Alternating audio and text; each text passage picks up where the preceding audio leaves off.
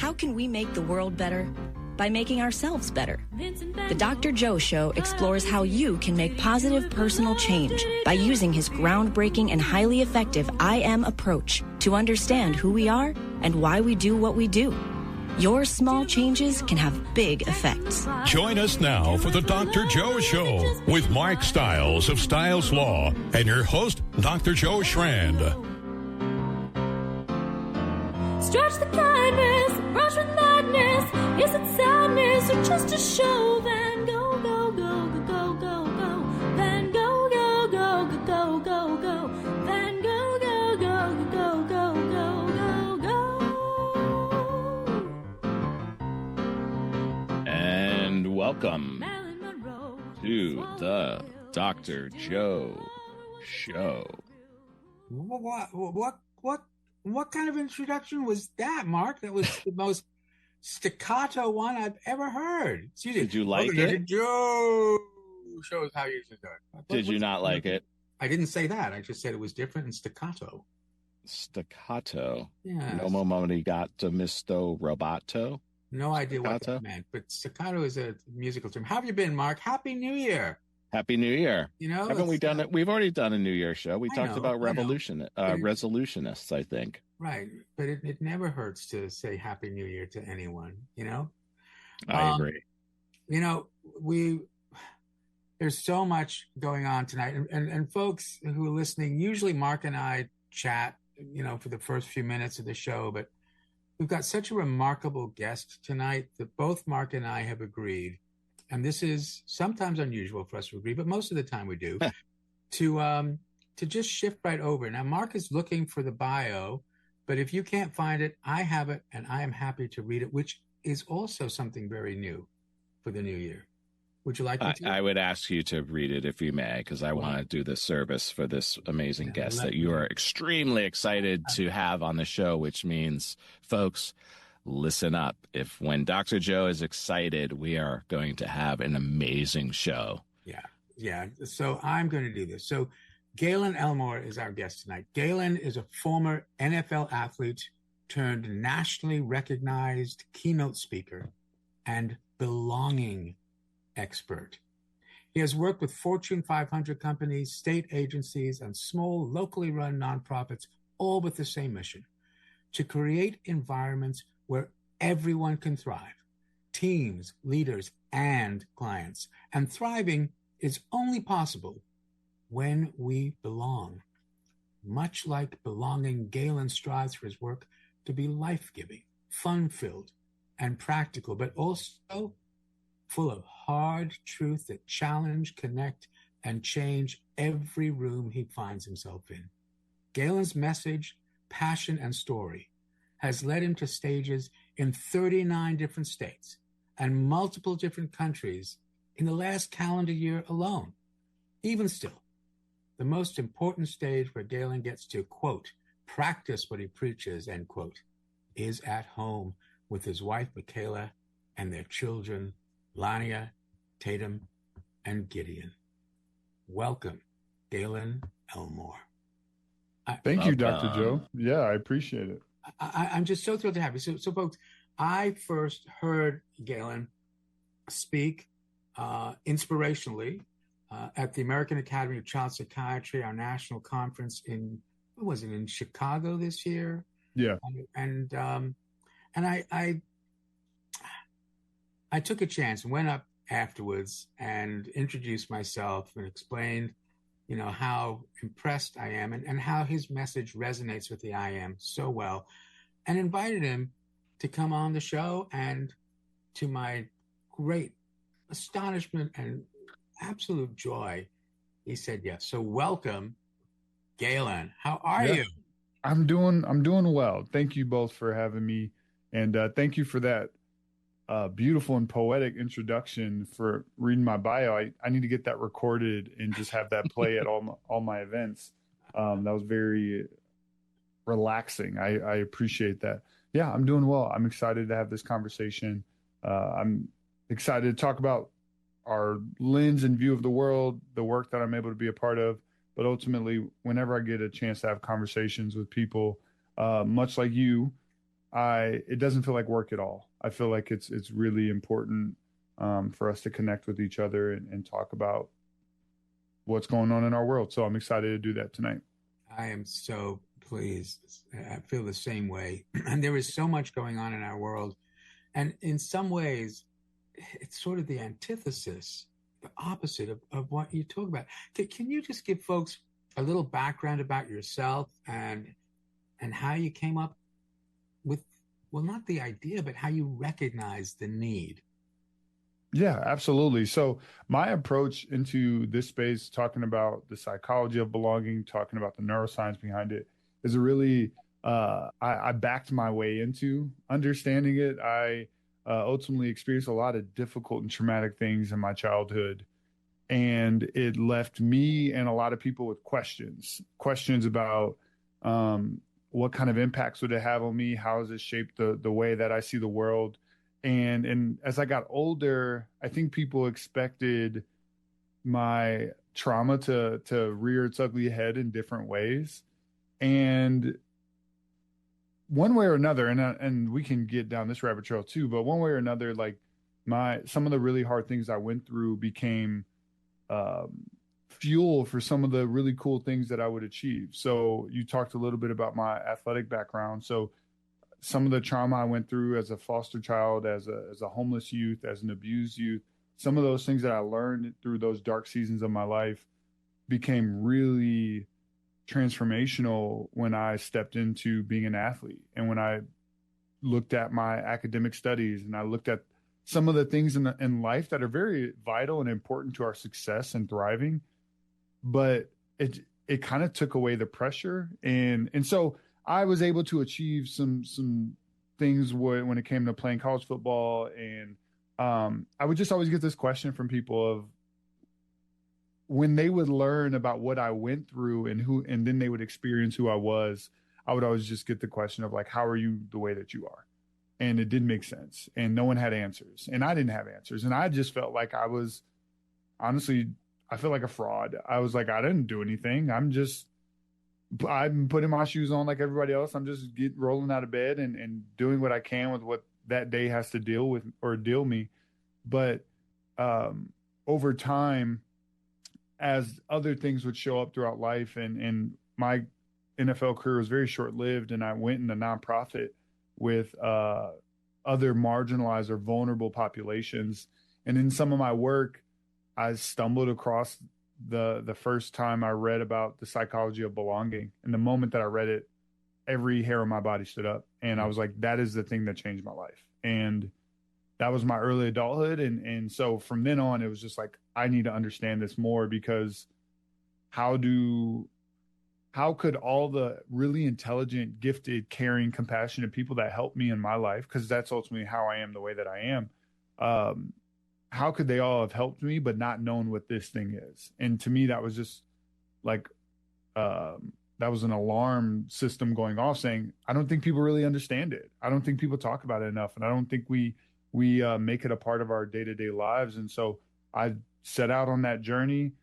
And as I understood it more, I just talked about it more. And that just led me to getting in a position to speak to people about it, talk about my story and personal experiences, and it's slowly snowballed into the work that I do today. So I'm not a psychologist by trade. I'm not, my academic studies were in communications. It was not in anything to do with what I do my work on now. But I'm very thankful that I've ended up here. You know, there's a word, resilience, which floats around a lot. I'm sure you've heard it. Can you maybe explain to our audience if it means something to you, and if so, what it would mean to you? Yeah, I'll tell. So I got two answers. I'll say the kind of predominant definition or idea I had about resilience, and then kind of what it's been now in my early adulthood, as I've felt like I've had answers to some of the big questions about my life that I've had. So for me, early on in most of my life, resilience was about the ability to withstand really difficult circumstances and environments and kind of be unchanged by them. this ability to continue to push forward when you have very little reason to. Those kind of traditional, inspirational kind of perspectives about resilience. And this shifted for me probably when I was in college, because I did see myself as a resilient person. I did see myself like, that is when I'm talking about me being a good athlete, like that is the thing that I felt set me apart. I was never the biggest, fastest, strongest guy, like any of those categories. But I was like, you're not going to outwork me. You're not going to fight harder than I can. You're not going to, like, you'll never see me as someone that's giving up. And that was my kind of identity for a really long time.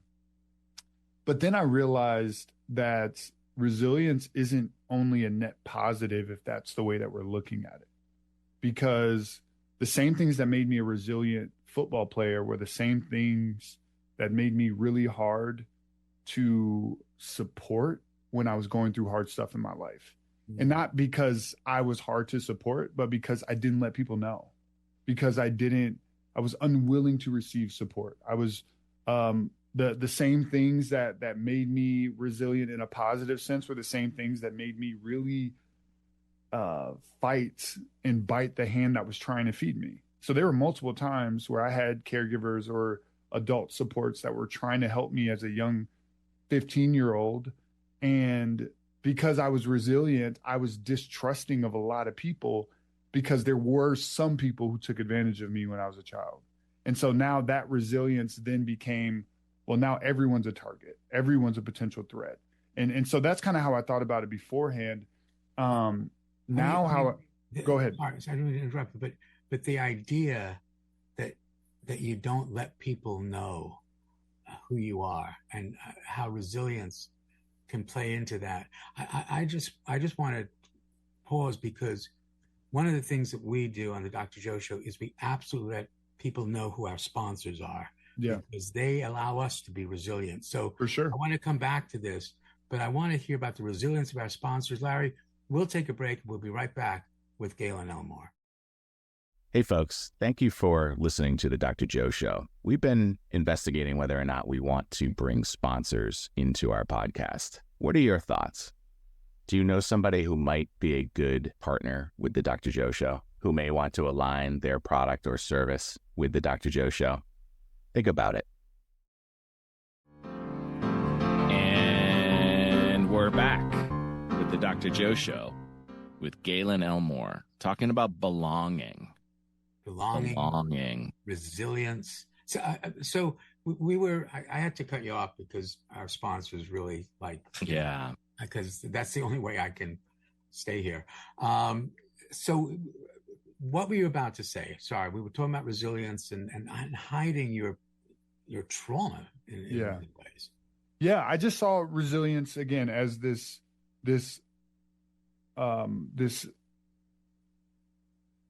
consistent need to be tough. Like that's what it was. And ultimately, when we talk about what it means to be human, I don't think the true human, you're not getting the full human experience if the only thing we can ever be is tough. And like there is a time in which being soft is a much fuller way to live, a much fuller way to be in relationship with people. And as I was a very tough person navigating the world, the thing that I longed for the most was the soft spots. That's what I wanted, but I couldn't ever get.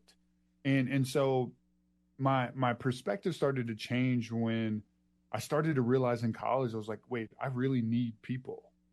I really and it was weird to be at college because I was on scholarship. I was on the cusp of my lifelong dream.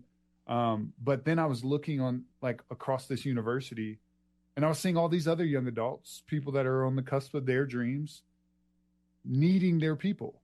Like I would see on move-in day. It was like one of the most bizarre feelings ever. I'm like, this is supposed to be our independence. And all I'm seeing is people who are interdependent.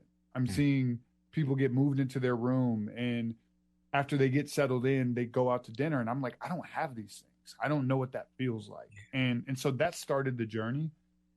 To me, resilience now is so much more about the support that we have in our lives than it is about our own individual toughness. I think our ability to be resilient is so much more intertwined with the community and the support system that we have and do not have. Like you can be you could be a very resilient individual, but every individual has a limit. Like it doesn't matter who you are. We will bottom out. We will hit the ceiling. Something will happen and we won't be able to continue moving forward. And ultimately the thing that helps us in those spots is our support system. So that's what I see resilience as now. And it sounds like part of it was how do I know how to trust people when I've had this life where moving from place to place, abandonment, and it forces people to be resilient. I can assure you, I've met a lot of people who have not been able to tolerate those degrees of abandonment. They wind up being mistrustful of the world. If you're mistrustful, you feel devalued. That's what really mistrust is based on. I don't feel valuable I don't feel valued by you. How can I trust you? So, yeah, resilience, I could not agree more that a group has resilience. We do an exercise where we have people stand back to back, and they tell each other what they see around the room, but they realize they can't see what that other person sees, but together they see the entire room. And that's how we can be a community. Yeah. So how did this then evolve for you into belonging? It started to, so I read about belonging for the first time. I'm kind of obsessive in that way. When I get fixated on something, I just become, it's a compulsion. And so I just read everything I could get my hands on. And it was probably one of the most therapeutic things I could have ever done. Like of just reading about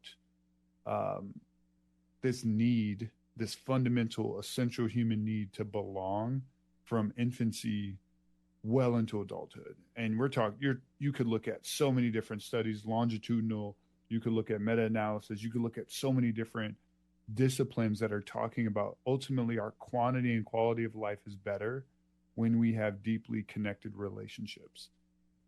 That's what it comes down to. And so as I started to learn more about it, I started to process so much more. And although the trauma, the negative like things I went through in my childhood outweighs the quote unquote positive tenfold, what I thought would be kind of this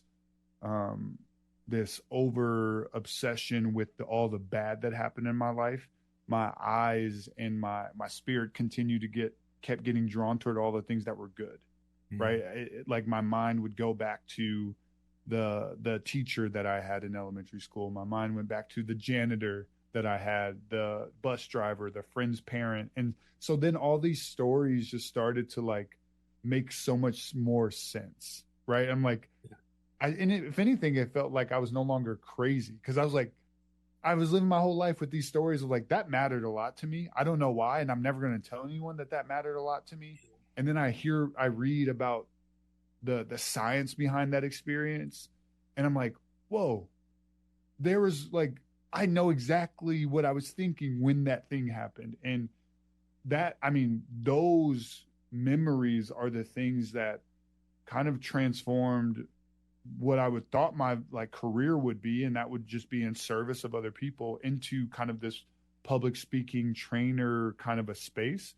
Because those are the stories that like people just connect with and they resonate with on a very deep level. Yeah. So those were the people that, that janitor, that teacher, the ones who believed in you, because I see believe back there, the ones who valued you.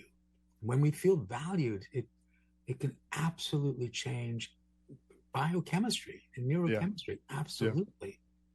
So I'm just curious, do you have a janitor story that you could tell us? I have a lot.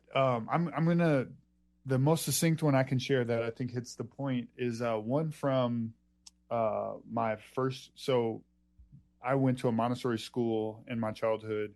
So I had the same teacher for first, second, third grade, which was more stability than I had at any other point in my childhood.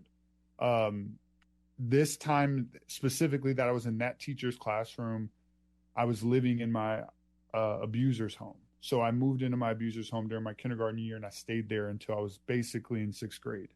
So I was in this. This was a foster home? It was a foster home, yeah. Foster home that was the foster parent who's meant to care for you is yep. And they were my siblings' adoptive parents, and my adoption was pending while I was living with them. So they were going to be my long-term caregivers as well. And so I moved into that home when I was in kindergarten, and obviously dealing with all the real life consequences of what I was like navigating at home. And I was in 1st grade, and the abuse was so bad one day that my abuser kept me home from school the next day. And just to like give it time, to let some of the marks go away. Like she just kept me home. And I just remember being at home that day and like staring at the clock at any point that I could and fuming that because I believed everyone at school was having a good day because I wasn't there. Right. I like as a kid, I'm in 1st grade. I was at home having no reason to believe this. I was assuming, and I was watching the clock mark. I was like, oh, they're going into Mrs. Miller's music class right now. Clearly, or I bet they're going to have a great day. I bet they're going to get to play on the pianos because I'm not there. And I'm just like shame spiraling the entire day. So much so that when I was able to go to school the next day, I was dead set. I was like, okay, if you had such a great day that I wasn't there yesterday, I was like, you're really going to be mad that I'm there today.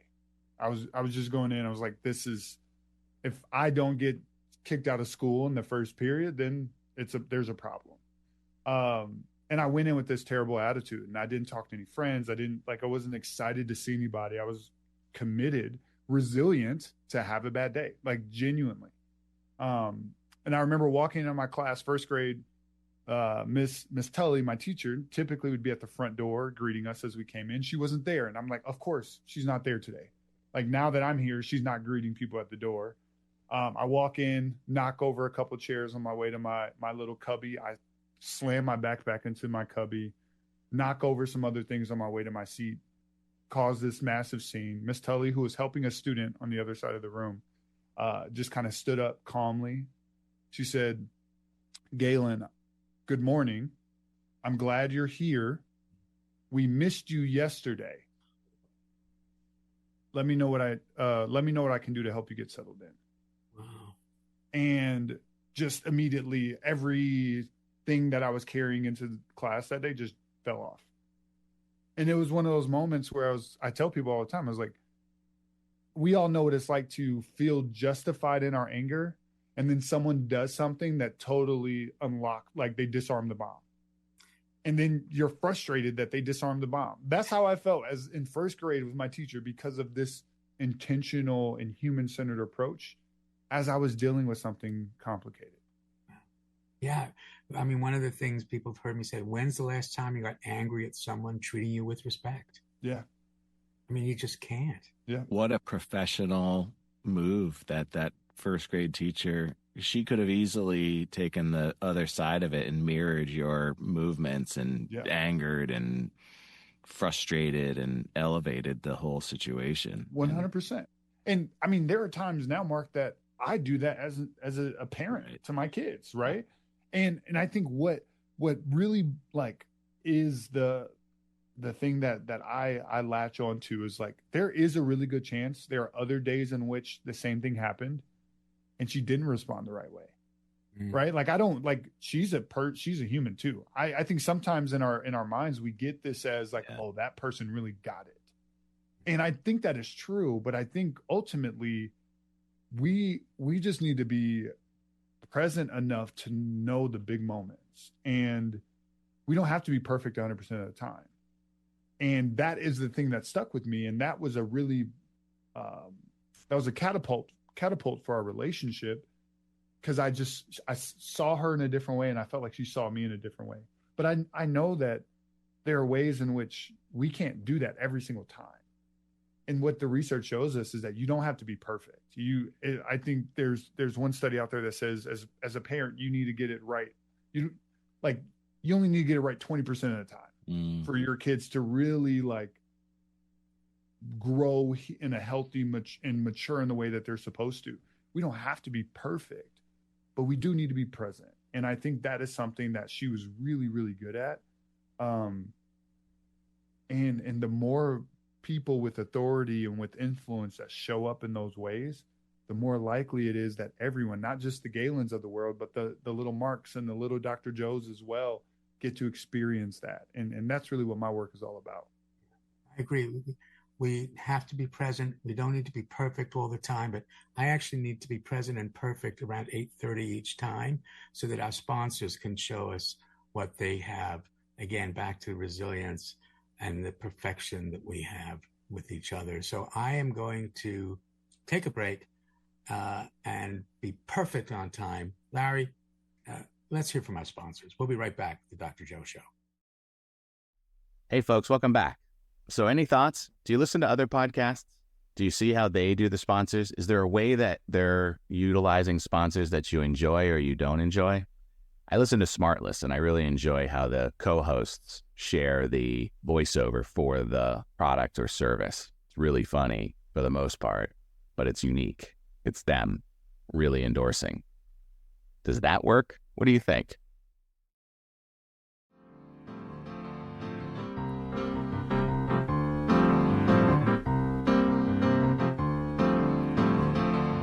Hello there, listener, and welcome back to the Dr. Joe Show. You belong here. Yeah. Thank you for joining us, because you belong here with our amazing guest, Gaelin Elmore. When we were off air, Mark, you'd asked Gaelin a really... I did. We were talking about, the belonging, right? It's a relatively new concept. I mean, not really. It's happening, but it's more being spoken about, right?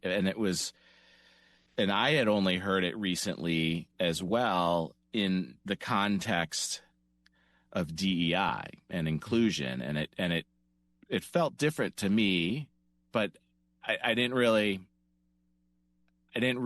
think about it until I was sitting here talking with you. And do you see the difference between inclusion and belonging, or do you see them as similar? Yeah, it's a great question. And I've always been a big proponent or really outspoken about that. I do think they are different. And it doesn't mean that they're in conflict. It doesn't mean that they don't go together. Belonging, this is not just my opinion. The research tells us this. Belonging is one of the most central components of the human experience. It's again, when you look at infancy, like the only thing that we understand as an infant is not inclusion necessarily, but it is connection. It is belonging. A newborn finding their mother is rooted in belonging. Like our species, we don't understand language. We don't understand anything other than belonging and connection for the majority of the first 4 years of our life. And it continues to be priority for us. We live in a society that has convinced us over time that it's not as big of a deal, or at least that when we get our family, that's the only place we need it. And then when we go out into the real world as adults, our job is to find it again, and then we don't need it. But it's supposed to be more foundational than that. Inclusion is DEI also, all of it is something that makes sense under the lens of belonging. Like when you put it under the umbrella of belonging, you would understand why diversity would matter. You would understand why equity would matter, inclusion. All that stuff makes more sense when we're talking about the fundamental human need to be a part of a community, to be experience compassion in that community, and have deep connection in that community. When you look at it through that lens, DEI makes more sense. Where I feel like DEI has done our world and belonging a disservice is that it's gotten outside of that. It's gotten a little bit removed. DEI has been around since the 80s. It's when we think about employee resource groups and we think about like affinity groups, those things have been around for a long time. And it was because people acknowledged like, hey, connection matters. And sometimes it is important to be in a space where, hey, we're all men here. Sometimes it's important to be in a space where we can just talk candidly with other men, right? Sometimes it's important to be in a space where we can just talk candidly about our religion, and we can be open and honest. So there is a context in which it has value, but belonging is so much more, it's such a higher level than something like inclusion. Because ultimately, when you're talking about inclusion, and not you, Mark, but the kind of vague you, is we're talking about race, we're talking about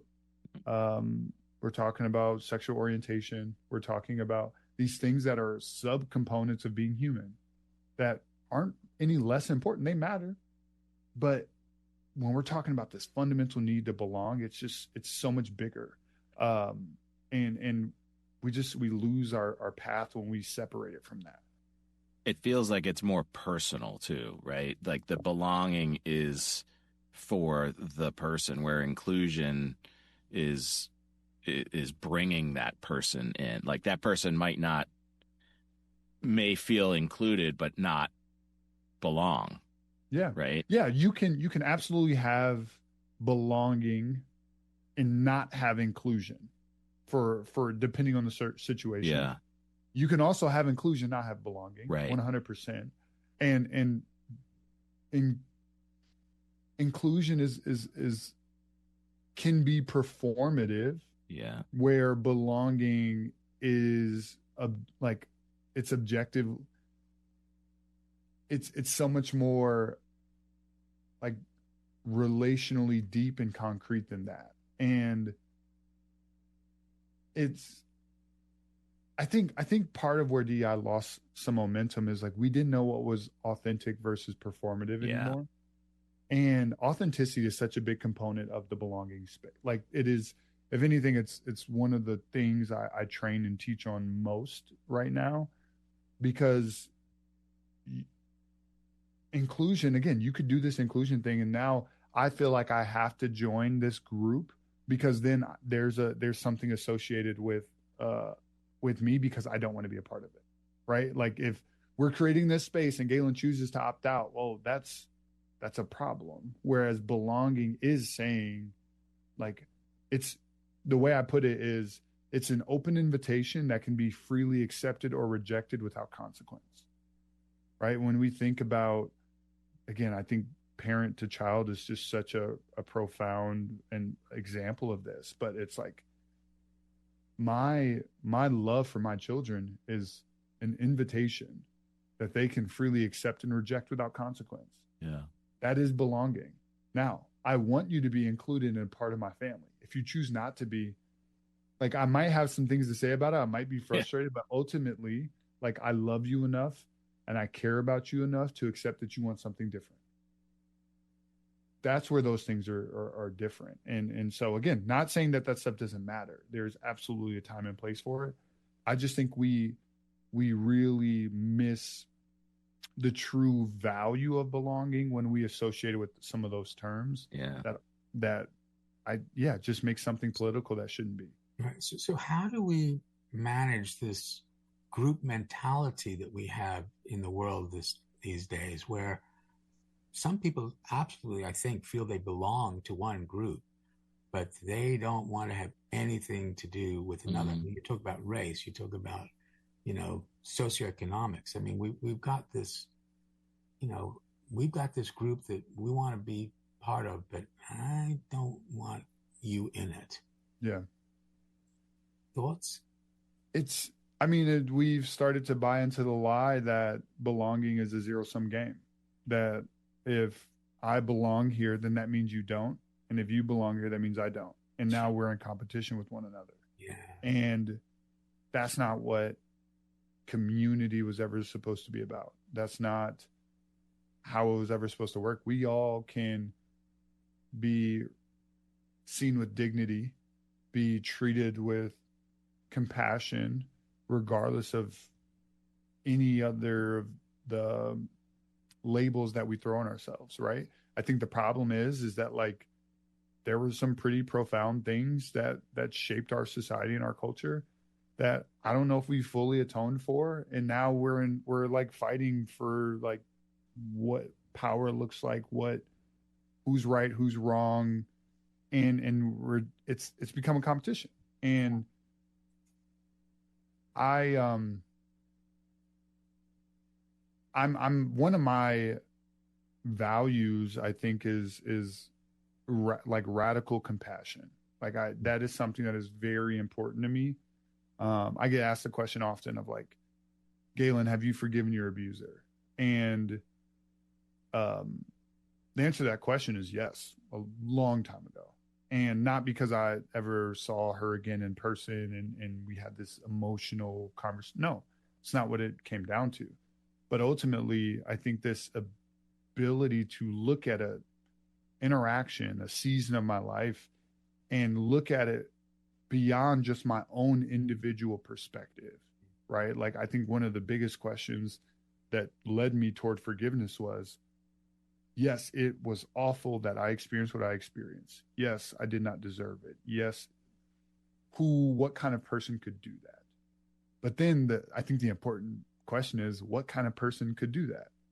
And I think the next question from that is, what had to happen to that person that leads them to doing that to someone else? Right? Because we're not, like, we don't just magically happen upon the people that we are. Like, we become people based on our own experiences and environments we navigate. And exactly. So, like, okay, what did that adult have to go through in their childhood to become this version of themselves? Yeah, you see, you are absolutely articulating what the I am is all about. Yes. Right? The I am is saying, let's look again at who we are, why we do what we do. And you're absolutely right. Why, instead of judging that person, try to understand what must have happened in their life. Yeah. That this is the best they can do. And I don't want to repeat that or mirror that by rejecting them. Yeah. They will always be welcome into my group. So I'm so glad to know that, you know, that's part of your philosophy, and that many, many people have not read the I Am, and they do that anyway, which is great.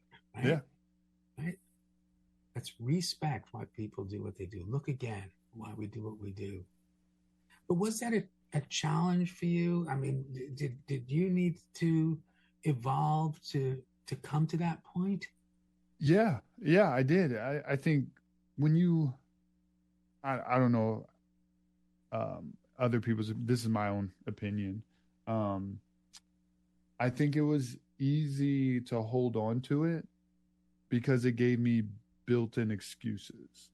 Like, I think it was easy to hold on to that pain in that season of my life and be angry at those people. And now, again, forgiveness does not mean there's no accountability. Right. Absolutely. I like those two things can coexist for me. So for me to be authentic, it's like if I'm in a space with someone who we overlapped during that season of my life, like, in order for me to be there, like, I need to be authentic. I'm not going to just talk kindly. Like, I'm not just going to talk glowingly about our traumatic childhood to placate the people in the room. Like, I need to be able to be authentic and say, no, that wasn't okay. I don't know why we were talking about this with rose colored or like glasses. We can talk about hard things and still meet people with compassion.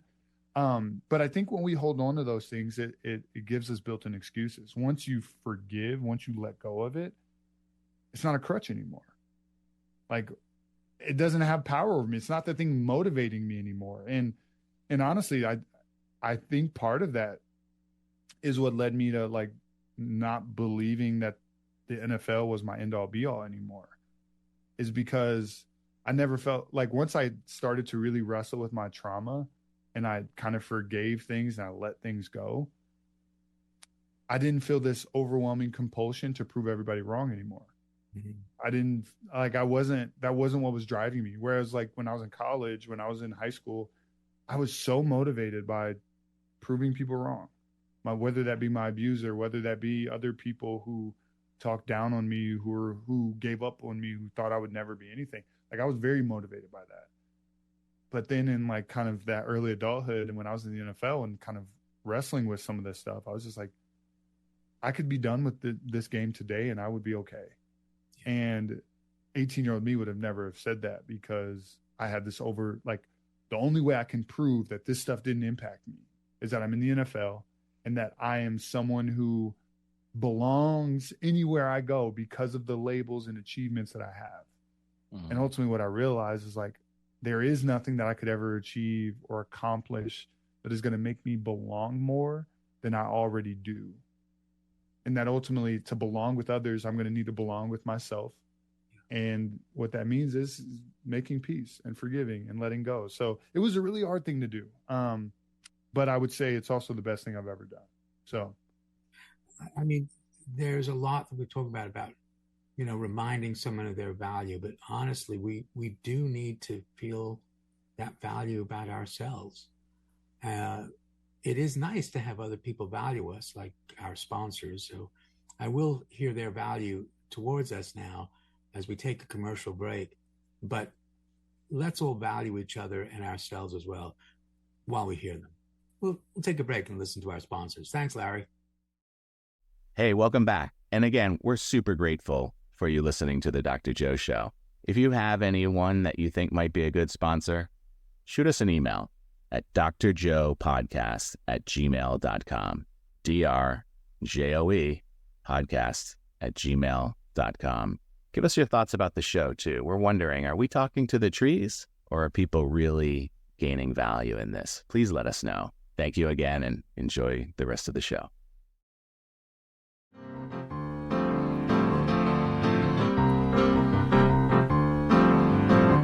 I'll take it, Larry.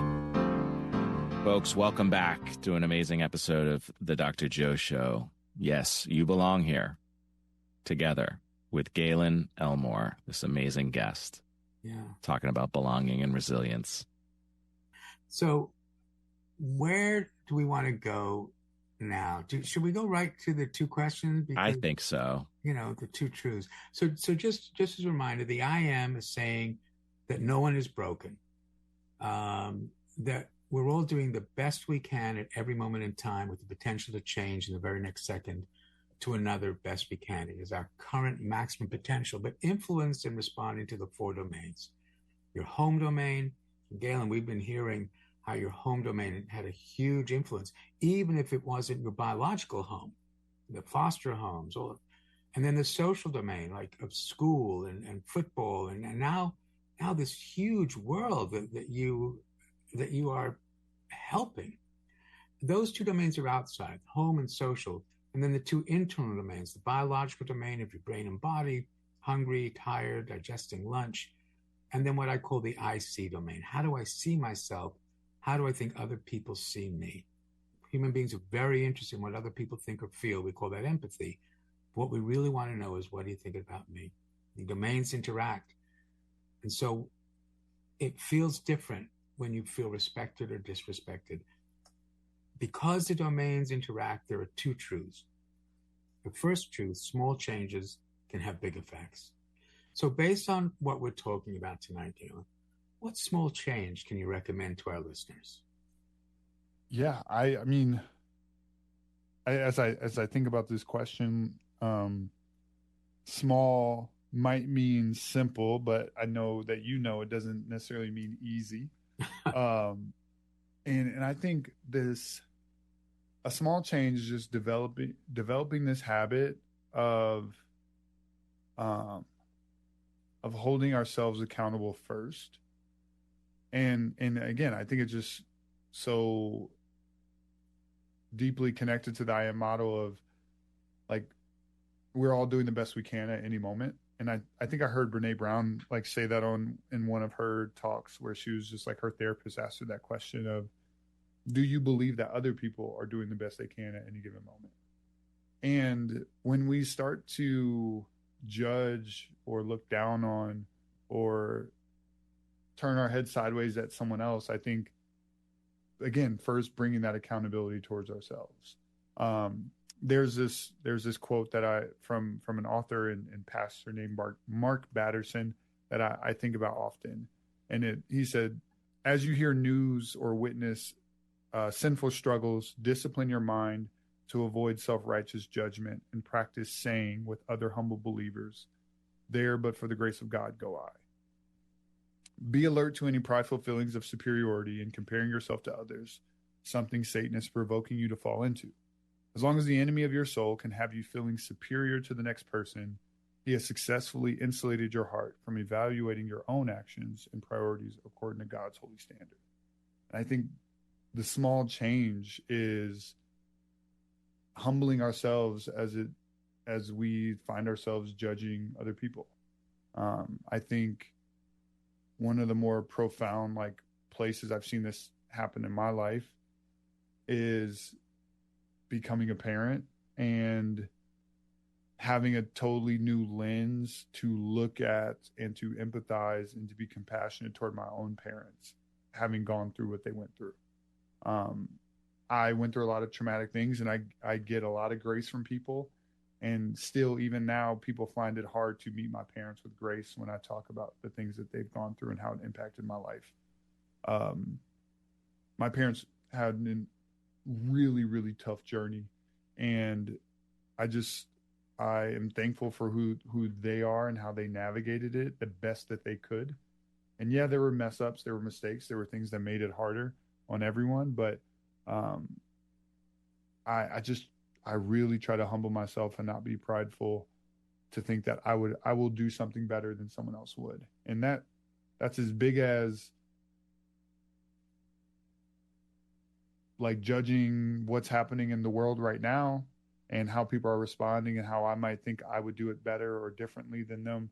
And it's as simple as getting mad at someone when they cut me off in traffic, right?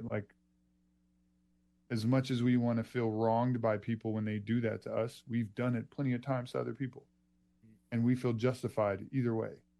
So I think the small change is just finding a way to humble ourselves and be accountable to the same standards we expect other people to be.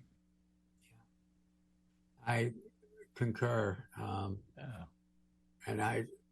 we're going to go limbic, right? That emotional, reactive part, but then we get to think it through. Yeah. What's going on with that person that the best they could do was cut me off in traffic? Do that one a lot. And one of the things I say to folks is just imagine if they had diarrhea, and they just gotta get there fast, right? Yeah. Oh man. So small changes, love it. Remind ourselves that we are just one of many, many, many. Yeah. And that's how we belong. Second truth of the I am. Everyone's got one. Everyone is interested through their IC domain what you think about them. And that affects their biological domain. Because it feels different when you feel respected or disrespected. And so the second truth of the I am, because you're part of someone's home or social domain, you control no one, but you influence everyone. And you get to choose the kind of influence you want to be. Gaelin Elmore, what kind of influence do you want to be? Oof.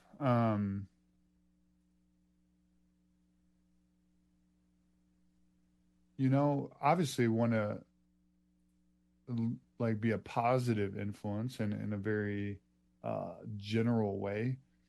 But,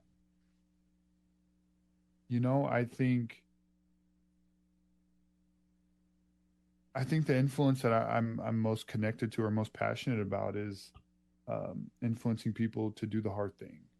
I think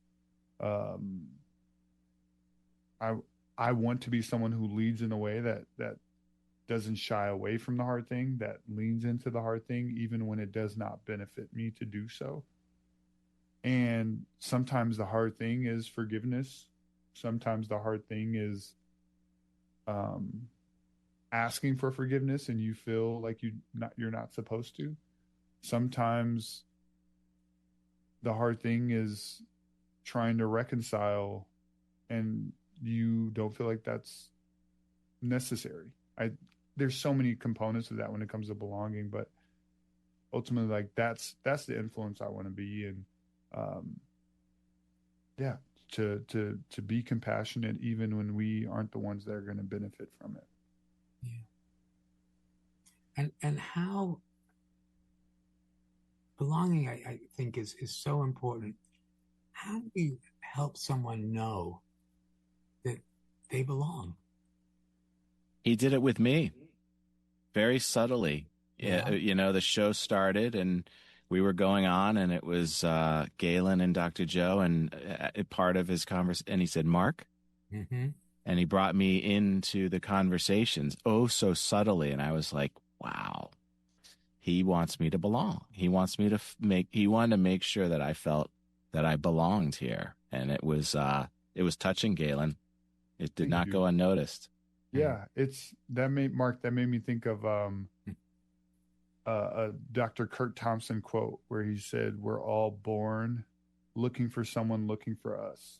Yeah. And that to me is such a phenomenal quote that connects to what you just shared. But ultimately, this idea of belonging is like, it's not just that we want to be seen. It's not just that we want to be included. It's that the experience we get when we see someone seeing us, right? It's the kid at the concert, at the choir concert in elementary school. It doesn't just matter that their parents are there watching them. It matters that they see that their parents are there watching. Yes. If you had just told them after the fact, like, "Oh, honey, we were there. We got it all on video." Like, that's not the moment that changes development. It's the moment where we lock eyes and we see people. And so, yeah, that's something I try to live by. And I think there are just so many opportunities in day-to-day life where we get to practice and sharpen and hone that skill. And I just, once you start to think about it, you can't unsee it. Yeah. Right. It's like something we practice in our family almost. And well, no, so much so our kids, my oldest daughter has really adopted it, of the way we interact with people who are homeless. Even if we don't have cash to give them, which most days we don't. And we talk about, like, I want to look you in the eye, even though I don't want to lean away from the hard feeling of, like, I can't give you something right now, because ultimately when I don't look at you, it's to ease me of my own discomfort. Yeah. And it has nothing to do with you. And so it's like, I'm gonna look you in the eye. And so it's actually like snowballed into this really cool thing of my daughter, who's 5, coming up with the idea of creating bags that we can give homeless people when we don't have money. And she calls them blessing bags, and we pack them and we have them in our car and we give them away to people. And but those kind of practices are an opportunity for us to build more belonging in the world. Gaelin Elmore, thanks so much. How do people find you, real quick? Website? Yep. GaelinElmore.com, social media, Gaelin Elmore. I'm the only one. It's a unique name. So, yeah, just Google me. All right. Thanks, folks. Thanks, Larry. Thank you, guys. Bye. Thank you Bye, all. Mark. Bye. Stretch the kindness.